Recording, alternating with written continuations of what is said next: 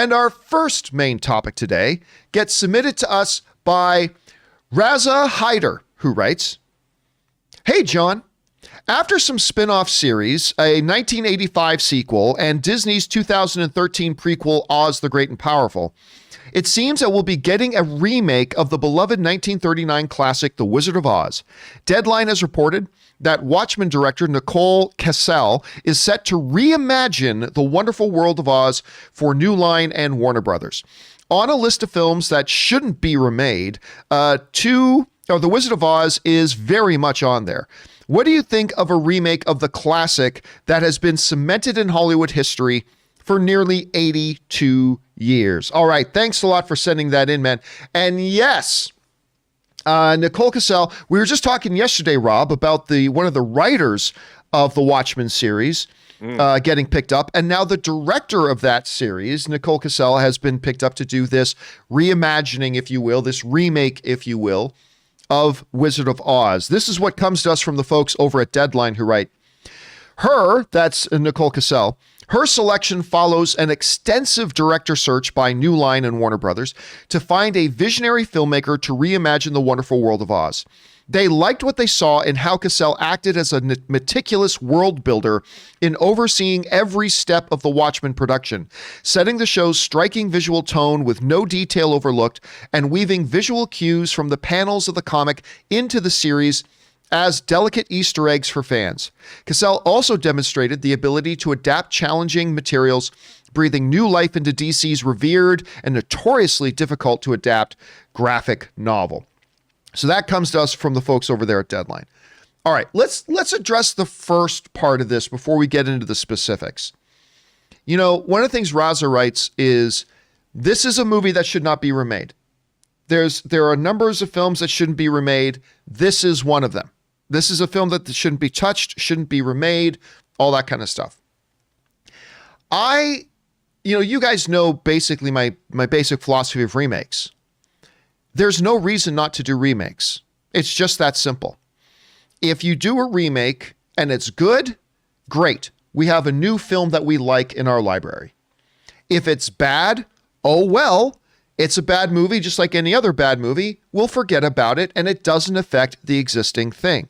And there have been wonderful, fantastic remakes. Look, True Grit was, I contend, some people disagree, I think True Grit with the dude was better than the original.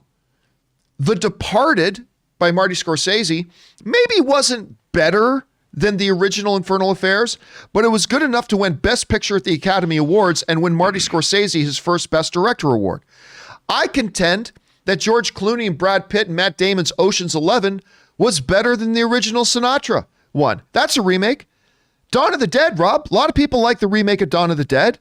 3:10 to Yuma is another great example of a Western that I thought was better than the original with Russell Crowe and Christian Bale. Dread with Carl Urban, I contend, was better than the Stallone version. A Star is Born has been remade several times. Rob, it just got nominated for Best Picture at the Academy Awards, won a couple of Academy Awards. Pete's Dragon. You know, you think of this beloved Pete's Dragon. Guess what? They came out with another one. I thought it was great. And that's not even touching on all the classic remakes that we was talking. The Fly was better than the original. Scarface was better than the original. The Thing, John Carpenter's The Thing, was a remake. But Rob, what I often hear is when we're talking about remakes is people will say, well, then it'll ruin the original. It takes away from the original. Really? You remember, Rob, about 5 or 6 years ago, they did that Point Break remake? Remember that? Did they? Yeah. Did they really? Did they really? But here's the thing. You say Point Break, what do you think of? You think of Keanu Reeves and you think, right? This horrible bad remake they did took nothing away from the original remake. Rob, when you think of Ben-Hur, do you think of that monstrosity that came out like 4 years ago? No. It didn't affect the all-time classic status and belovedment of the original Ben-Hur. Rob, when you think of The Fog, do you think of that abysmal Tom Welling version of The Fog? No, that's not where your mind, nobody thinks about that. It easily gets forgotten. What about Flatliners with Diego Luna? Do you not think of Kiefer Sutherland and Oliver Platt and Julia? Total Recall, John. What do you think about when you think of Total Recall? See, Total Recall, you're immediately to Schwarzenegger things, right? Here's the thing. I have never heard a legitimate argument about why a remake shouldn't be done about something. Because only good things can come out of it, nothing bad. If it's a bad movie, then it's like any other bad movie. It fades away into obscurity. We forget about it. And I think this list of films, it proves it never takes away from the original. They never take away. What do you got to counter that? I have something that I object to about these originals. I mean, What's these that? remakes. The remakes. These remakes diminish or take away. They take away the talent and the resources to make an original vision. And I understand that Hollywood is very risk averse. So recycling IPs seems like the smart move, the smart play. But as you so graphically just illustrated, 90% of the remakes that are made are a complete waste of time, that don't make any money. They don't take the places of the original. But what they do is prevent, or they take away. If one of those movies was an original film, it might have established a brand new IP that could have been something that would endure for another 20, 30, 40 years that they'll remake. And I do think that a lot of these remakes, especially the remakes of the last 10 years, I can think back because there's the trifecta for me of genre remakes. Philip Kaufman's Invasion of the Body Snatchers, John Carpenter's The Thing, and David Cronenberg's The Fly. In my mind, those are three wonderful remakes that are all... What makes them great remakes? They're significantly different from the originals, that they take the core concepts, rework them, and make them their own. Obviously, the Carpenter's The Thing goes back to the John W. Campbell short story Who Goes There? Very different from the original.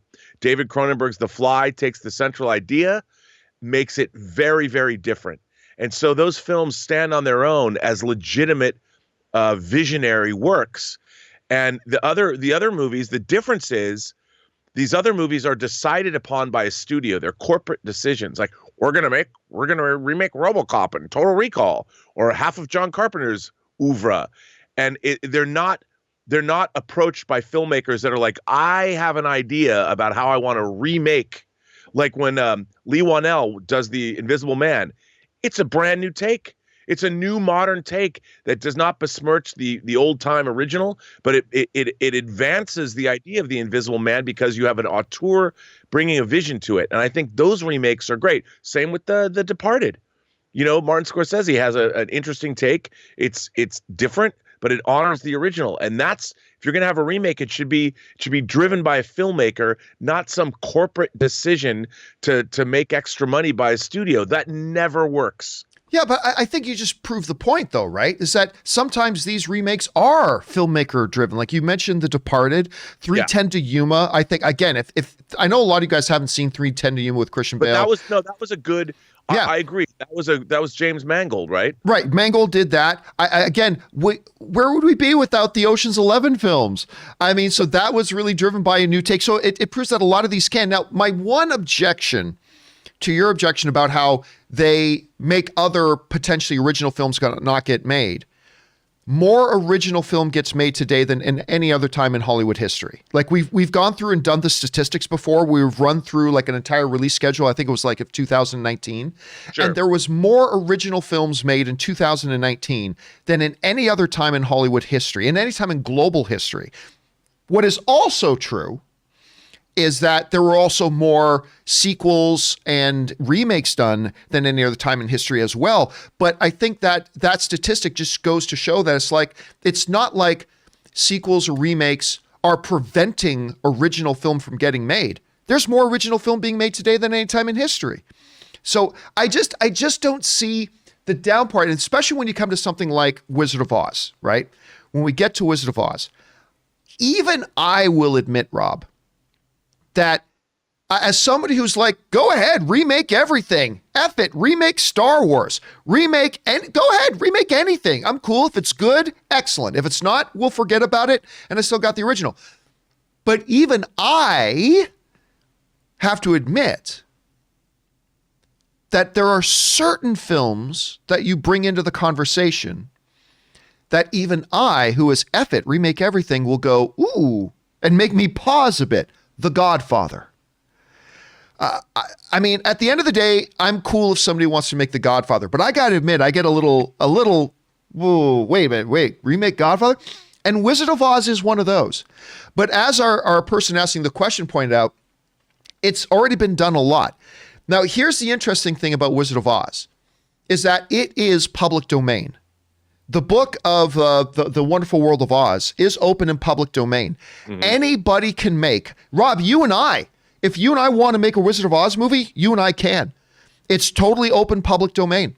So anybody can make a Wizard of Oz movie they want. Here's the catch, though, and Rob, you and I have explained this to people before, is that Warner Brothers' original classic Wizard of Oz, which is in the Warner Brothers library right now, they introduced some things, like, for instance, the ruby red slippers, not in the book. The ruby red slippers are not a part of the original book of The Wonderful World of Oz. That's something that Warner Brothers added in their classic Judy Garland version of it.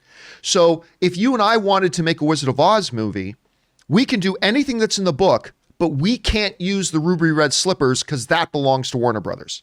You see what I'm saying?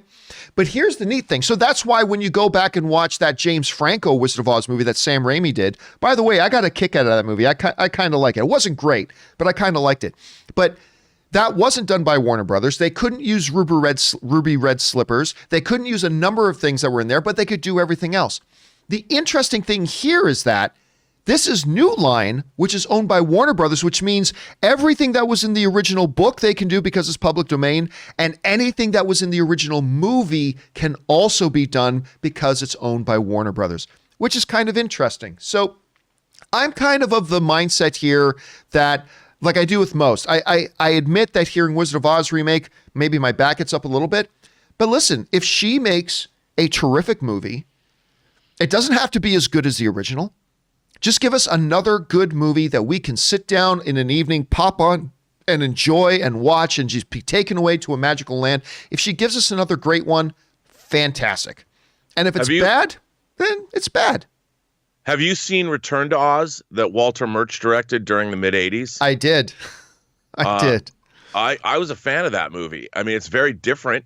It's very different. It's a very different approach, yeah. I thought, Walter Murch, one of my heroes in terms of editorial and sound design, and responsible for the editorial of things like Cold Mountain and Apocalypse Now.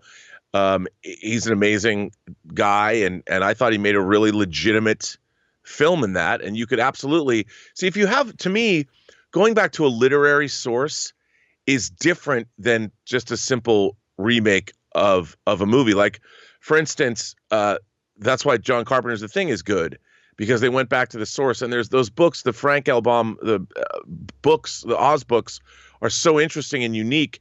You could mount an entire, whether it's like Lord of the Rings or Chronicles of Narnia, and really, I think, do something really special with those books that wouldn't diminish the original Wizard of Oz at all. And so I think it could be really cool. And when you look at the world of Oz, there is so much you could do with that.